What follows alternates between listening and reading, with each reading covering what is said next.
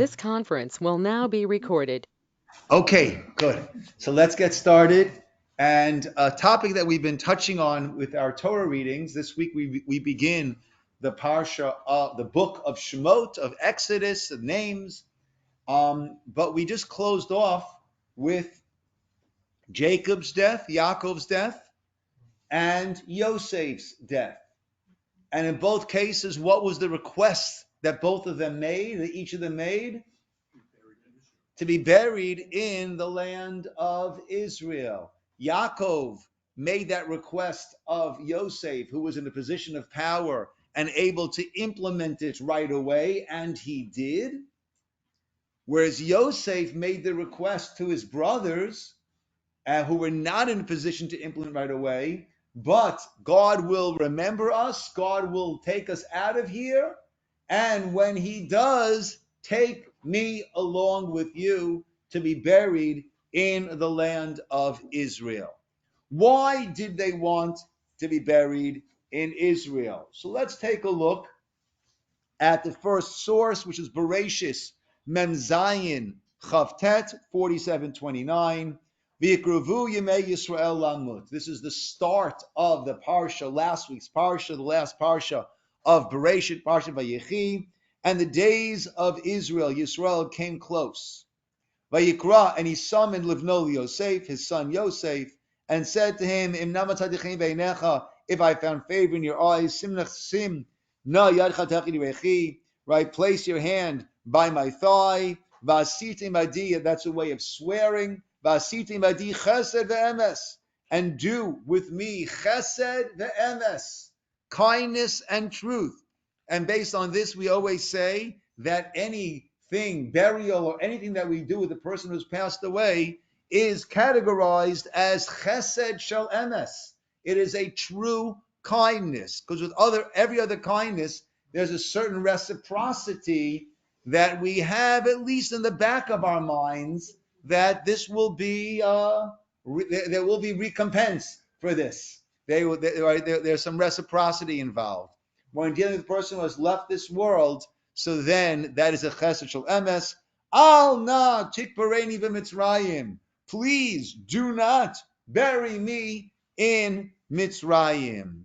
Rashi explains three concerns.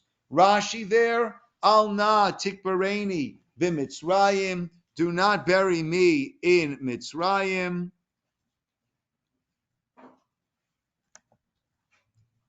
So Rashi says, right, three reasons. Sofa liot afara kinim, umorachashin tachat gufi. Right, the soil is going to become lice. When did the soil become lice? Damsvardeya kinim. Number 3 plague, lice. The land will become lice. The soil will become lice. Umorachashin tachat gufi, and they'll be swarming underneath my body. Number 2. She'ein meitei chutz la'aretz chayim ela b'tsa'ar gilgul michilot. Those who die in chutz la'aretz only come back to life undergoing the tsa'ar, the difficulty of gilgul michilot, of the body going through these michilot, these tunnels, until it reaches the land of Israel for the resurrection. Thirdly, Shelo Yasuni Mitzrayim Avodah Zarah. Right, we're taught that when Jacob did come to Mitzrayim, to Egypt, then the effects of the famine became greatly diminished. Blessing came along with Jacob, and therefore he was afraid that they would turn him, right, his burial place, into a place of Avodah Zarah, of foreign worship, of idolatrous worship. Probably one of the reasons why who knows? But the Torah said, well, we don't know the burial place of Moshe, right? Right? We don't want that to become the focus. So those are the 3 reasons that Yaakov gave. However, as Rabbi Bechaya points out, much earlier, the Torah let us know about the importance of being buried in Israel. And that's going back a little bit further to the beginning of Breshit, or the middle of Breshit, where we had the death of Sarah. And there we have Perichav Gimel, Psukim, Bet, and Yud Tet. By the death of Sarah, the Pasuk says, V'tamat Sarah b'Kiryat Arba. Sarah died where? In Kiryat Arba. Be'eretz Canaan. He Chevron, Be'eretz Canaan. Now known as Chevron. Where is that the Torah emphasizes? In the land of Canaan. And Avram came, Lispo the Sarah, in order to eulogize Sarah, V'liv Kota, and to cry. So that's how we describe the death took place. Where? In Kiryat Arba, Chevron. Where? In the land of Canaan. We know that Kiryat Arba, Chevron, is in the land of Canaan. Yet the Torah emphasizes where was that? In the land of Canaan, to let us know the importance of the fact that she died in the land of Canaan. And then Pasuk Yutet 19, the Achakain after the protracted negotiations with Ephron. It says afterwards, Kava Avram et Sarah Ishto. Avram buried Sarah his wife, El Marat Stem Machpelah, by the cave of the field of Machpelah, Al Panei Mamre, facing Mamre Hi Chevron, which is Chevron. Guess where that is? Be'eretz Canaan. Again, it emphasizes where was that? In the land of Canaan. On that, Rabbeinu Bechaya points out the Tamat Sarah Bekirat Arba, just in the Hebrew, Hodianu Akatuv. The pasuk is informing us, Ki atzadeket hazot, that this righteous woman, Meta, died be'eretz Yisroel, in the land of Israel, v'nikvera, and she was buried be'eretz Yisroel. Sharei v'mitata, by the death, it's in Hi Chevron be'eretz Canaan. That's Chevron in the land of Canaan. Ubikvurata, and by her burial, Ktiv, it says at the end of the parsha, V'achar ken kavarim atzar ishto, Hi Chevron be'eretz Canaan. It reiterates again. That is Chevron where? In the land of Canaan. Ba v'lamad al zuchuta gadol. This came to teach us her tremendous zuchut, merit. Ki mitata, both her death, ukvurata, and her burial. And that's going to be very, very important as we go along. Both the death and the burial, hayu b'makom, were in the place, asher sham atid liyot beit elokim. The place where in the future, the house of God, the Beit HaMikdash, the temple, would be Visham Sha'ar Hashamayim. Who mentioned that? Who's first to mention that term? This is the gate of heaven? Yaakov. Good. Yaakov, when he had the dream, his iconic ladder dream, he said, Ein zeh kiyam beit Elokim, v'zeh sha'ar hashamayim. And this is the sha'ar, the gateway towards heavens.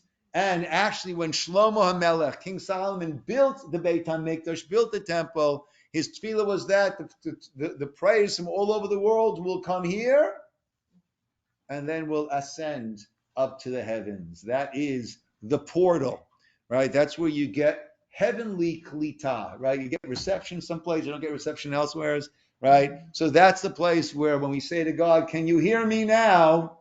The answer is a resounding yes, okay? That is where the prayers gather and ascend up to the heavens. So we see from the Torah itself, we see the emphasis of the Torah on the land of Canaan by Sarah's death and by Sarah's burial. We see Yaakov asking to be buried, to be brought, even though he died in Egypt, as did Yosef. They asked to be brought to Israel for their burial. Of course, Yaakov is in Marat Machpelah, tomb of the patriarchs in Hebron, and Yosef is in Kever Yosef in Shechem. The Gemara, let's go to the Babylonian Talmud. Normally I don't write Babylonian Talmud, but the next source, the Zohar, is going to be quoting from the Jerusalem Talmud. That's why I emphasize over here that this is in the Babylonian Talmud, Ketuvot 111a, Kuf Yud Aleph, Amud Aleph. Amar Rav Anan, Rav Anan said, Kol HaKavur Be'eretz Yisrael, anyone who is buried in the land of Israel, Ki'ilu kavur tachat hamizbeach. It's as if that person's being buried under the mizbeach, under the altar. The altar, of course, is the place where forgiveness, cleansing comes to us. So it's as if they're being buried under the altar at the place that is the most pure, the most cleansed. Ketiv hacha, as it says over here, mizbeach adama ta'aseli, right? A mizbeach of adama, right? An altar of adama, of earth, you shall make for me. Uchtiv hatam, and it says v'chiper admato amo. The land will atone for his people, which comes to teach us, right? Buried in the earth of Israel, it's as if you're buried under the altar, the mizbeach of the temple. Yes, Raymond. Isn't that the one place where you couldn't be buried in the temple? Right. Okay. We don't bring a mate into the temple. That is correct. What we're saying is, in terms of the purity, in terms of the forgiveness, the kedusha, the tahara, that's what it is. Even the basic mikdash now, not that it's there, but around where it will be, there's a lot of graves. Which, well, that's beyond. That's well, it's not far away. It's yeah, but it's not. It's not in the temple proper. Is that also where they would slaughter the animals for sacrifices? Yes, that they were slaughtered in the courtyard. Yes. On the altar. Then they weren't slaughtered on the altar. They were slaughtered in the courtyard, and then they were placed upon the altar. The Gemara there continues. Ula havi ragil to havi salik le'eretz Yisroel. Ula would often go up to Israel. He'd go from Bavel, ancient Babylon. He would often go up to Israel. Nach nafshe b'chutz la'aretz. But he died in chutz la'aretz. Atu amru leil Rabbi Elazar. They came to tell Rabbi Elazar about the death of Ula. Amar, and he said, Ant Ula, you Ula, al admat tmeya tamut. You Ula, you died on impure land. You Ula, who had such a love for Israel, you died al admat tmeya, on impure land you have died. Amrulo, they said to him, Arono ba. His coffin, his casket is coming, right? Meaning that even though he died in Bavel, he was going to be buried in Israel. Amar lahem, he said back, Eino doma kolatato mechayim lekolatato la'achar mita. All right, that's a partial consolation, but we cannot compare someone who was absorbed mechayim, whose death took place, right? From life to death took place in Israel.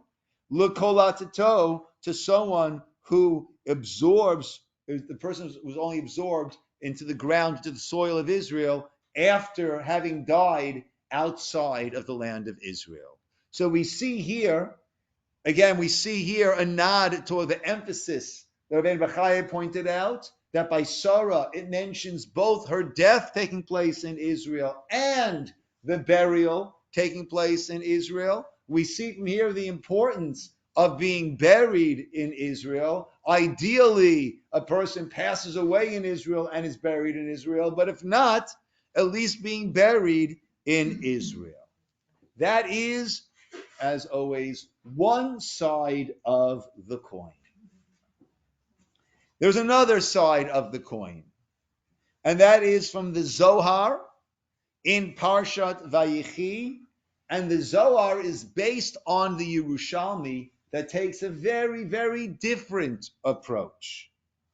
Rabbi Yehuda taught, and again, I'm sorry, the Zohar, this is only in English, in Hebrew. I'll translate as we go along. Yaakov Amar, Jacob said to Yosef, said to Joseph, that was the psukim we began with, V'shachavti im avotai, I will go lay down with my fathers, unasatani mi Mitzrayim, and you shall carry me out from Egypt, ukvartani v'kvuratam, you shall bury me in their kavura, in their burial grounds. Just as an aside for a moment, we see over here the idea that when a person dies, one rejoins the family members that have already left this world. It says, I will lie with my fathers, okay, and then carry me from Egypt and bury me in Egypt and bury me in their burial places. So the lying with the fathers precedes burial. Okay. Tama Taninan, there we learn, the Zohar says, Man de napik nishmatei, a person whose soul left that person, the person died, Birishuta achara, in a different place, Bigufa delay, and his body, it kaber ba'ara kadisha, so the soul left elsewhere, the person died elsewhere, and the body is being buried in Holy Land, Aleha Kativ. About that it is written, Vatavo'u v'tatamu et artzi. You're coming to defile my land. The nachalati samtem l'toeva. And my portion, you've made that a toeva, an abomination. So the Zohar is very, very strong. If a person died elsewhere, should not be brought to Israel. And this is based on the Yerushalmi. He asks, the Yaakov Amar Ukvartani Mikvuratam. The Zohar continues, but Yaakov said, bury me in their Kvuratam, in their burial place. Yaakov died in Egypt and was asked to be brought to the land of Israel. Yet his neshama, his soul left him in a different place. So how can we say that it's a desecration when this is exactly what happened with Yaakov? Rav Yehuda said, Shani Yaakov. Yaakov is different. The Shechinta havit achidat bei. The Shekhinah, the divine presence, was one, was unified, was so tied to him. V'it dabakat bei, and was clinging to him. Hua da'amar nochi ereidim cha Mitzrayma. When Yaakov heard about Yosef, and he was afraid to go down to Egypt, Hashem said to him, I will go down with you to Egypt. L'dayara imcha begaluta. I will dwell with you there in the galut, in the exile. And the pasuk is Anochi elach gam aleh, and I will bring you up from there. V'izdavcha bi nishmatcha, that your soul should have this zivug, this connection, this pairing with me. Ulit kavra gufech, and that your body will be buried b'kavre avhatech, in the burial area of your fathers. My kamar, what is he saying? Afal gav the kanafka nishmatei b'reshuta achra. Even though Yaakov, you're an exception. Even though your neshama left elsewhere, nevertheless you will be brought, you can be brought, you should be brought and be buried in Israel. But others who are not Yaakov-like would have to say, as you pointed out, Cheryl, Yosef would have to say it was Yaakov-like. And Moshe wasn't buried in Israel. I know. Yeah, right? But that's for another reason. But it would seem, unless you are Yaakov, Yosef-like, then you should not. If a person dies elsewhere, should not be brought. That's the Zohar. The Bavli, that's the Zohar based on the Yerushalmi. The Bavli said very, very differently. We'll have to see. Let's see the Rambam. Let's see the Shulchan Aruch. Let's see how we rule that. And then I will share with you two interesting cases. One in the 1950s, one in the 1970s that came up on this topic. Yes, Reb Shlomo. Well, maybe you'll deal with it, but all the people in the United States, for example, who die Many. And then get sent to Israel. Yes. Or Yes. buried here. Yes. Not at all. Yes. Actually, I believe it's Rav Belsky who spoke out against that practice of bringing to Israel, and he had a different take on it. And that is the Gemara Ksuvas tells us that they used to bury the shrouds, the garments they would use was a very, very fine silk. And what happened was people who couldn't afford were kind of like leaving the bodies and going on. They couldn't afford that. So Rabbi Gamliel instituted that everyone gets buried, no matter how wealthy or poor, how righteous or simple, everyone gets buried in a very, very simple garment. And that is the practice today, right? I've mentioned a story before about Mr. Reichman in Canada, right? Everyone has the same tachrichin, very, very simple cotton garments that completely cover every aspect of the body, the face, the hands, every part of the body. Famous story with Mr. Reichman, who was a tremendous philanthropist in Canada, that he left a private letter, tzava, for his sons, that he wants to be buried wearing his socks. And they tried with the Chevra Kadisha. The Chevra Kadisha said, absolutely not, no exceptions whatsoever. They then had another letter waiting for them afterwards, which read, my dear children, I'm sure by now, right, the funeral is over, and you have gotten the response from the Chevra Kadisha that no, I would not be buried with my socks, as much as I insisted and you tried to get them to agree. The lesson I want you to learn is, with all my wealth, I can't even take my socks with me. So be sure that you follow in my philanthropic ways, right, after my passing. Yes. I'm just going to say that here in the Western world, there is no official Chevra Kadisha, and Jews deal with the local Jewish funeral homes. And somebody who works in one of those homes told me years ago that half the Jewish burials that they arrange are not halachic. Half the people are embalmed. Yeah, look, what can we do? What can we do? Right? It's a free country. People make their decisions. Nothing we can't enforce that. Yes. So about like the Holocaust people, or anybody who weren't really buried. So those who died al kiddush Hashem in such a manner, they died for their Judaism. So then they go to the highest of places in the world to come. That's the teachings that we have. So we've got the Bavli on one hand that seems to hold of this, right? Ideally dying in Israel and buried in Israel, but Ula, who died outside, buried in Israel, okay, that's good, right? And we have the Zohar based on the Yerushalmi, absolutely not. Let's take a look at Rambam, and then we'll see Shulchan Aruch. The Rambam, Laws of Kings, chapter 5, halacha Yud Aleph. Amru Chachamim. The sages said, Kol HaShochein be'eretz Yisrael, anyone who lives in Israel, avonotav mechulin, his sins are cleansed, forgiven.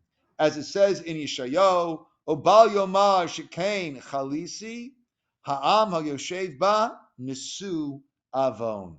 Don't say, Chilesi, I'm sick. The nation that dwells there, Nesu Avon, is carried, transcends their Avon. He continues, Afilu halach ba arba amot. Even if they walked 4 amot there, zoche, 4 cubits, 6 to 8 feet, zoche, they merit l'chayei olam haba. They merit this eternity. V'chein hakavur ba. Rambam says, and so too someone who is buried there, nit kaper lo, gets this atonement. Uki'ilu hamakom shehu bo Mizbeach kapara, as if the place where he is buried serves as an altar of atonement. Shenemar, as it says, v'chiper admato amo, right? And that was the pasuk that had been used. V'chiper admato amo, that the land will atone for that. Uba puranut. And when we are discussing puranut, punishment, harshness, there it says, al adama tmeya tamut. On impure land you have died, you will die. That was a punishment that Amos spoke about. The Eno, so he mentioned burial, he mentioned death. Ve'eno domeh kol latato mechayim. We cannot compare a person who was absorbed, so to speak, mechayim, from their life. They were absorbed. They died in Israel. L'kol latato achar moto, to someone who only is going to get absorbed, gathered into the land after they had died elsewhere. V'af al pi kain. But even so, Gedolei Chachamim, greatest amongst our Chachamim, Hayumolichin Metayim Lisham. They were bringing their bodies there for burial. Tseu Lamad, learn out from the examples we had. Me Yaakov Avinu, Yosef Atzadik, from Yaakov our patriarch, Yosef the righteous, Yosef Atzadik. He doesn't say, like the Zohar said, well, that's an exception because he was so close to the Shekhinah and Hashem had promised him, I'll go down with you. No, we can learn from those examples. Let's go now to Shulchan Aruch, our code of Jewish law, Yoredeya, Ein Mefanin Hamet V'Hatzamot. We do not remove the body, the bones, right? The reason being, in the English, I have some of the notes there, right? It's considered a disturbance. This, right, is on the dead to move the bones, or it's considered disrespectful, right? Though one who was buried in a non-Jewish cemetery may be removed to a Jewish one. Okay, interesting here, at least here in Orange County, in LA, you do have completely Jewish cemeteries. Here in Orange County, we do not have Jewish cemeteries. We have Jewish areas of the cemeteries. And at least when Beth Jacob had 4 times since I've been here, that Beth Jacob has bought up a plot of land as to expand the Beth Jacob section. Right, 3 times was Beth Jacob. Another one was a private area that was bought by a family. So we did a process of consecrating the land as a Jewish cemetery, which, as Ray and I are learning in the morning in the Gemara Shavuos, right, somewhat similar to the manner which they would consecrate the expansion of Jerusalem or the expansion of the courtyard at different times in our history. Okay, but you don't just move them, lo mikevim mechubad, lekevim mechubad, right? Not from one distinguished, respectable place to another respectable place. Below mi kever bazoi lekever bazoi, not from a not such respectable place to another not such respectable place. Below mi bazoi lechamechubad, not even from not such a respectable place. Again, with the caveat that it is kever Yisroel, it is a Jewish cemetery, a Jewish area. But but within a Jewish area, not from not such a good view, but not such a nice place, lemechubad, to a more respectable place, ve'ein tzarich lomar, and of course not mechubad lebazui, from a very respectable place to a less place. Uvetoch shelo, but if a person was initially buried not in the family area, and now wants to be buried betoch shelo, within that which is his or hers, me'mechubad lebazui mutar. They're even from a more respectable place to a not as fancy a place. It is mutar. Sha'arev la'adam. It is sweet for a person sheyeh nach etzel avotav, to be resting, so to speak, next to his predecessors, his parents. V'chein k'dei lekavro be'eretz Yisrael. Here we go. And similarly, in order to bury a person in Eretz Yisrael, mutar, that is allowed, to be brought to be reinterred in Israel. My grandmother, Alav Shalom, was buried on Long Island. When my grandfather, Alav Shalom, passed away, he was brought to Eretz Yisrael, to Israel, and my grandmother was reinterred there in Israel on Har Zeitim next to my grandfather. If from the get-go, when the person was buried, it was on the condition that this is temporary, they will be moved when the situation, whatever the situation might be, mutar b'chol inyan, then it's all cases are allowed. And if the person is not going to be safe, guarded, so to speak, in that kever, right? The grave digger, the grave, what's the term? Grave robbers, right? Might come. Oshi chansu b'mayim, or there's water that's rushing through there. Oshu kever nimsa, right? Or if it's a kever that is found, right? A body was found and buried where it was. It's in someone else's land, right? So then mitzvah lepanoto. Then it's a mitzvah to remove that person and to reinter. We don't bury with anything. Meaning what? There's nothing for somebody to rob in a Jewish grave. There's no jewelry or Okay, yes, that is true. Huh? medical stuff. Yeah. Now the Ramah says, "V'yesh noagin latet me'afar Eretz Yisrael v'kever," and we do this at the Beth Jacob burials. We try to remember to do this. That there are those who have the custom to put some earth from Israel, right, along that kever as part of that burial. V'yesh leminhag zeh al ma sheyisamchu.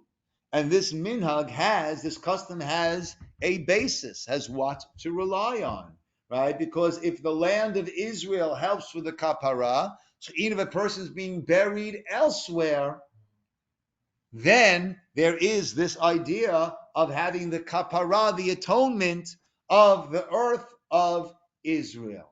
Something that someone once pointed out to me when I did a funeral, and I thanked that person profusely, and I've mentioned it to a number of other rabbis or people who are conducting funerals. Sometimes people say, and then we'll place the dirt onto. No, we don't put the dirt. We put the earth. It's not the dirt. It's the earth. There's such a different connotation, such a different vibe that one gets when we're discussing putting earth onto the grave, as opposed to putting dirt onto the grave.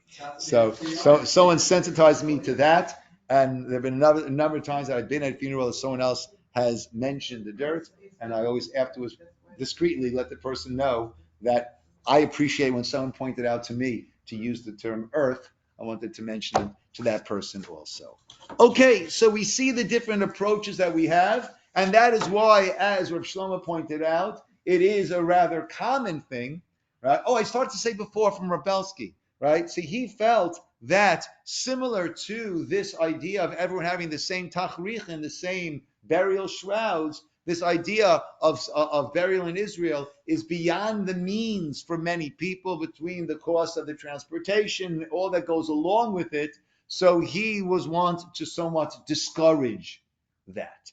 But clearly we see the halacha that we have going forward is ideally a person dies in Israel, is buried in Israel, but there is value, a person who dies outside of Israel, to being buried in the land of Israel. There were a number of disputes that came up among the Batei Din. And my thanks to Rabbi Joshua Flug from Yeshiva University and the Center for the Jewish Future, who helps put together a lot of these resource sheets that I often use to help us rabbis out in the field. So let me give a nod to Rabbi Flug. So the burial of the Karlina Rebbe. Okay, Karlina Hasidim, that began with Rav Aaron Karlin, right, back in the 1700s, or maybe even earlier than that. And that was in the area now known as Belarus. And one of the most beautiful tunes for Zemirot is Ka Echsof.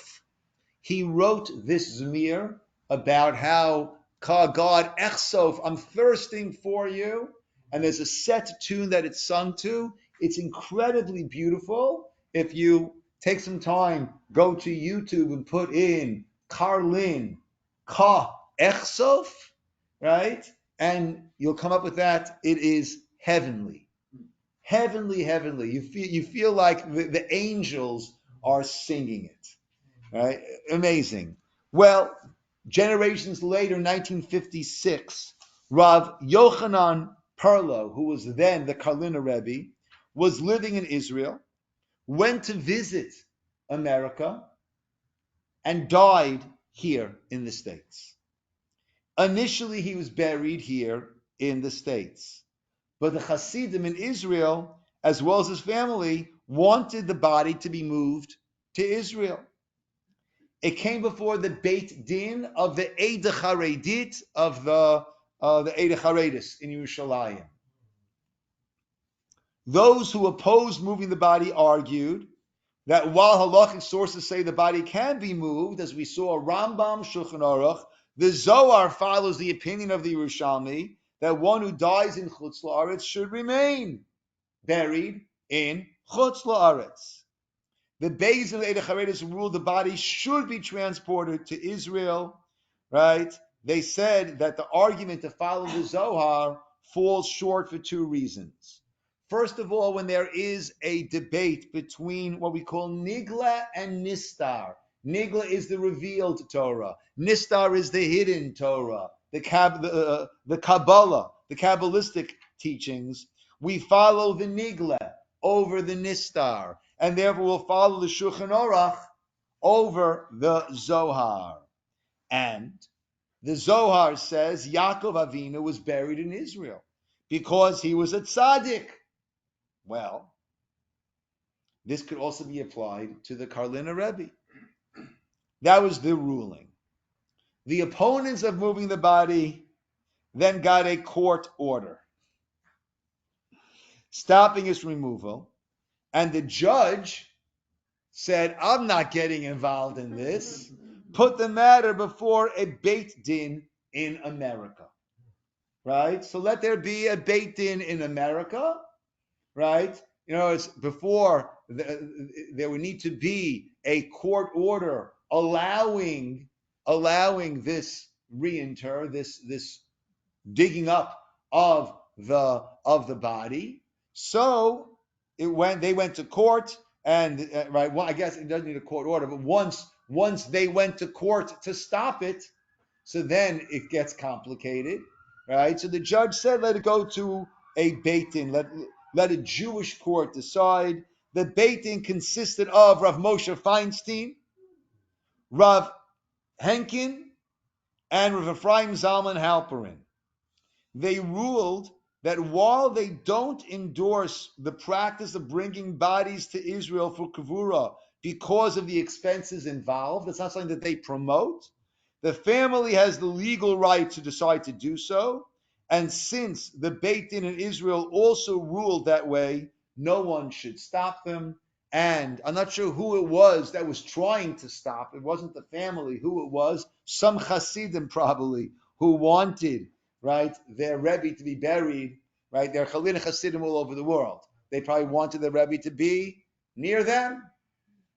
Overruled. Case number 2, moving Moses Montefiore. In the late 1970s, there was a push to move Moses Montefiore's body together with his wife's to Israel. The question came before Rav Moshe Feinstein and Rav Avadia Yosef, Zechet Tzadikim v'Chachamim Livracha. They were buried in London. Rav Moshe ruled unequivocally the bodies cannot be moved. The permissibility of moving a buried body to Israel only applies when the family wants the body to be moved. To say that Klal Yisrael wants the body moved is a poor argument. Why does Klal Yisrael pick these two and not the many other illustrious Jews, tzaddikim, who have been buried in Chutz La'aretz?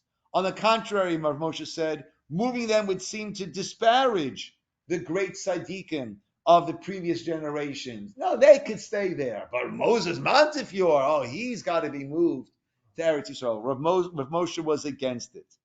Rav Avadia quotes Rav Moshe's tshuva and disagrees. He felt you don't need the family's approval to move the body to Israel. Furthermore, the Chida's body was moved. Many Gedolim's bodies were moved from Chutz La'aretz to Israel. So it's not an affront to Gedolim to move these bodies. In the end, the attempt was unsuccessful, and he remains buried. You say in London, I'll accept that. I don't know, but I will accept that he remains buried. He and his wife remain buried there in London. Okay, so I think that gives us a nice look at the sources where it comes from the Torah, from the Gemara, from the Zohar to the Rambam to the Shulchan Aruch to what goes on today. And there are many people who do opt for that, right? But as concerns are mentioned, it should not be in a way that it imposes, right, on the family. If a person has the means and sets aside the means for that, right, that is fine. Otherwise, people are buried here, and the Tchias HaMesim, right, will take place, right? We might have to go through some of those mechilot that Rashi mentioned, some of those tunnels that Rashi had mentioned on Yaakov's, but many great tzaddikim are buried outside of the land of Israel. Hopefully, if we're buried here, they'll take us along with them through the tunnels, and it'll be a little bit of a smoother ride on our way over. Okay, my friends. Yes. All right. The other sons of Jacob remain buried in Egypt. No, their bodies were also brought. Their bodies of the Shvatim, of the tribes, were also brought to Israel. Yeah. And where are they buried? I can't tell you where each of them are buried, but I remember you passed by. There's a kever of Dan. I remember when I was in Israel. Yeah, I'm not sure if we know where all of them are buried, right? But yeah, Yehuda. There's a Gemara about that. The bounds of Yehuda, Reuven. Yeah, buried in Israel. Okay, my friends, I'll call it over here. I actually have a wedding I need to go to, so we're going to stop over here. Okay, Kathy, good seeing you. Gabriella, good. Yes, your call. Thank you, Rabbi. You're very welcome. Yes, 2:30 is called. I'm sorry, the ketubah there.